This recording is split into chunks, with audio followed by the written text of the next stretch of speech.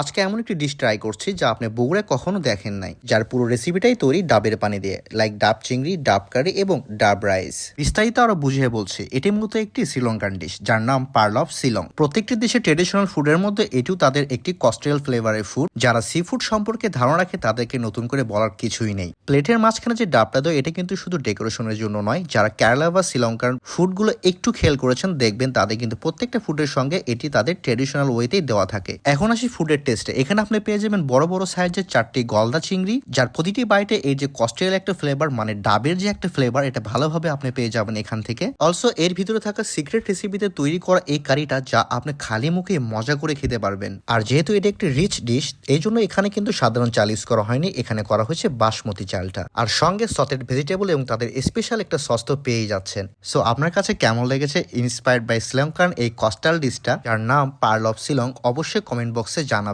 এবং লোকেশন ও প্রাইস জানতে অবশ্যই কমেন্ট বক্সে কমেন্ট করুন।